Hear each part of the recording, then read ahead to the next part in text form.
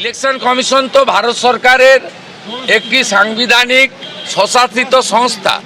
আমরা এই দুটো বিষয় নিয়ে সিওর কাছে এসেছি এবং আমরা খবর পেয়েছি অরুণ গোড়াই ইতিমধ্যে কলকাতা হাইকোর্টে গেছেন এই মামলা সিবিআইকে ট্রান্সফার করার জন্য।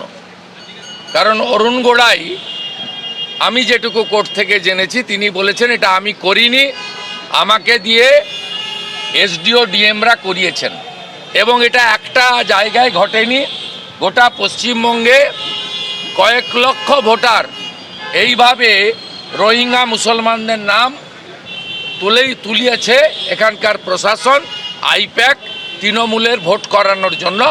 এতে তারা সুফল পেয়েছে 21-এ এবং 24-এর নির্বাচনে। আমরা এবারে এগুলো করতে দেব না, আমরা বেরিয়ে এসে বাকিটা বলব। মুর্শিদাবাদের পুলিশের ভূমিকা নিয়ে প্রশ্ন ছিল শুভেন্দুবাবু। দুদিন যদি পুলিশ ফোন না ধরে, আপনি সেই পুলিশকে দিয়ে কেন 26-এর ভোট করবেন? এই তো সিট বলে দিয়েছে যে দুদিন ধরে পুলিশ, রাজ্য পুলিশ মানে মমতা পুলিশ জনগণের ফোন ধরেনি, তাহলে ভোটের দিন আর ভোটের আগের দিন ফোন না ধরলেই ঝামেলা মিটে গেল, যা আর হয়ে যাবে। তাই তো হয় বাংলায়। আমরা এই দুটো বিষয় নিয়ে এখানে যাব। আমাদের পার্টির প্রতিনিধি শিশির বাজরিয়াও আছেন, চিফ হুইপ শঙ্কর ঘোষ সহ প্রায় 25 জন মতো এমএলএ যারা আজকে বিধানসভায় এসেছিলেন, তারা আমরা যাব। আর ওনাদের আমরা 5টার মধ্যেই শেষ করতে চাই, কারণ ওনাদের 5টা থেকে একটা গুরুত্বপূর্ণ ভিসি আছে। এই মুহূর্তে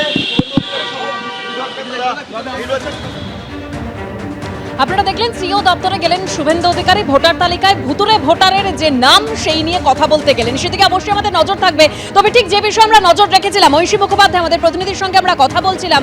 ঐশী, ঠিক যে প্রশ্নটা তোমাকে করেছিলাম যে মমতা বন্দ্যোপাধ্যায় অর্থাৎ মুখ্যমন্ত্রী সরাসরি হস্তক্ষেপ করুন, রাজধর্ম পালন করুন, এই আবেদনও রাখছেন চাকরিহারারা।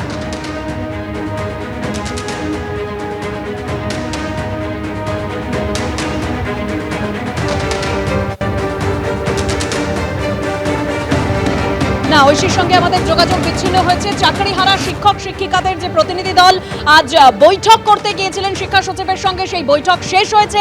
আর কিছুক্ষণ অর্থাৎ 4:30-এর সময় তারা সাংবাদিক সম্মেলন করে তারা তাদের বক্তব্য রাখবেন। সেদিকে অবশ্যই আমাদের নজর থাকবে। তবে চাকরিহারারা কি বলছেন একবার শুনবো।